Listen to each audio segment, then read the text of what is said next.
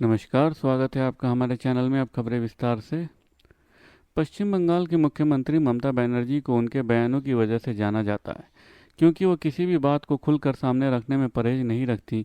ऐसा ही कुछ शनिवार को देखने को मिला, जब उन्होंने कहा है कि न्यायपालिका को बिल्कुल प्योर यानी शुद्ध और ईमानदार होना चाहिए। उन्होंने कहा है कि न्यायपालिका को राजनीतिक पूर्वग्रहों से भी मुक्त होना चाहिए। दरअसल ममता के इस बयान की चर्चा इसलिए हो रही है क्योंकि उन्होंने ये बातें भारत के मुख्य न्यायाधीश डीवाई चंद्रचूड़ की मौजूदगी में कहा है।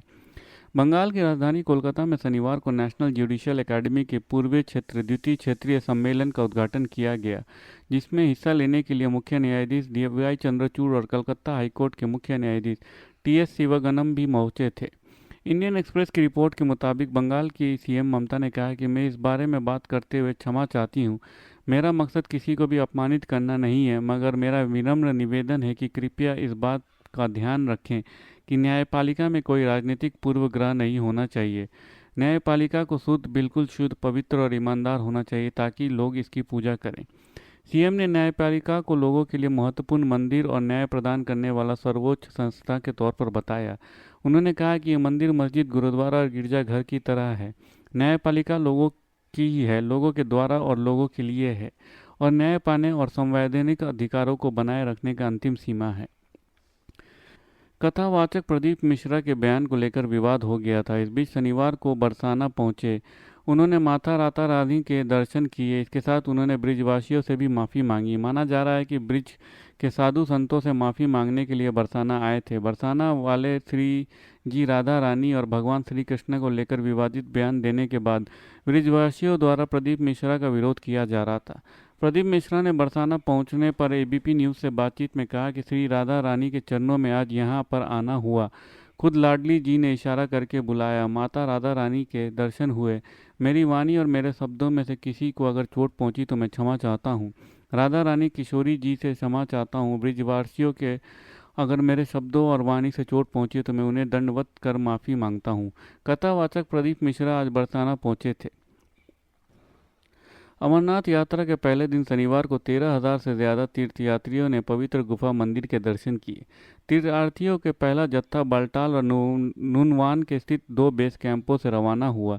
पहले दिन 13,736 तीर्थयात्री पवित्र गुफा में दर्शन के लिए पहुंचे। तीर्थयात्रियों में 3300 महिलाएं, 52 बच्चे, 102 साधु और 688 सुरक्षा कर्मियां शामिल थे। उपराज्यपाल मनोज सिन्हा ने शुक्रवार को जम्मू के भगवती नगर में यात्री निवास स्थित बेस कैंप से 4,603 तीर्थयात्री के पहले जत्थे को हरी झंडी दिखाई। समाचार एजेंसी पीटीआई के मुताबिक पुलिस, केंद्रीय रिजर्व पुलिस बल, भारत तिब्बत सीमा पुलिस और अन्य अर्धसैनिक बलों के हजारों सुरक्षा कर्मियों को मार्ग पर तैनात किया गया है। सुरक्षा को लेकर हवाई निगरानी भी की जा रही है। बता दें कि पिछले 4.5 लाख से अधिक तीर्थयात्रियों ने अमरनाथ गुफा मंदिर में दर्शन किए थे। प्रधानमंत्री नरेंद्र मोदी ने अमरनाथ यात्रा की शुरुआत पर तीर्थयात्रियों को बधाई देते हुए कहा कि भगवान शिव के दर्शन से उनके अनुयायियों के ऊपर ऊर्जा का संचार होता है। बिहार में बीते 12 दिनों में 5 पुलों के गिरने के बाद वहां राजनीति तेज हो गई है। एक तरफ जहां नेता विपक्ष तेजस्वी यादव ने इसको लेकर डबल इंजन सरकार पर हमला बोला है, तो वहीं दूसरी तरफ एनडीए और केंद्रीय मंत्री जीतन राम मांझी ने राज्य सरकार का बचाव किया और इसे साजिश बताया। पुल गिरने का ताज़ा मामला मधुबनी का है, जहां 75 मीटर लंबे पुल का गर्डर टूट गया, जिससे पुल जमींदोज हो गया। इसको लेकर तेजस्वी यादव ने बिहार सरकार पर तंज कसते हुए कहा कि बधाई हो, बिहार में डबल इंजन सरकार की डबल ताकत से महज 9 दिन में केवल और केवल मात्र 5 पुल गिरे हैं।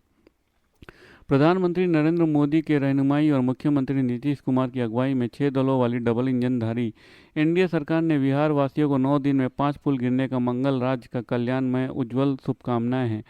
पुलों के गिरने से जनता को स्वाहा हो रहे हजारों करोड़ों रुपए के स्वघोषित ईमानदार लोग भ्रष्टाचार न कहकर शिष्टाचार कह रहे हैं। इस पर डिप्टी सीएम विजय सिन्हा ने पलटवार करते हुए कहा कि तेजस्वी यादव को पता होना चाहिए कि किस कारण क्या हो रहा है। जो पुराने पुल हैं उनकी जांच हो रही है, नज़र रखते हुए इन चीज़ों पर। वहीं इस पर जीतन राम मांझी ने सरकार का बचाव करते हुए कहा कि ठेकेदार की गलती से ऐसी घटनाएं हो रही हैं। घटिया किस्म का उसमें मटेरियल दिया होगा। पुल का गिर जाना अलग बात है, उस पर बिहार सरकार त्वरित कार्रवाई कर रही है। उन्होंने कहा कि आखिर ऐसा क्यों हो रहा है कि बिहार में बार बार पुल टूट रहे हैं। पहले पुल नहीं टूट रहा था, 1 महीने पहले ऐसा नहीं हो रहा था, अब ऐसा क्यों हो रहा है? हमें लगता है इसमें कोई ना कोई साजिश है।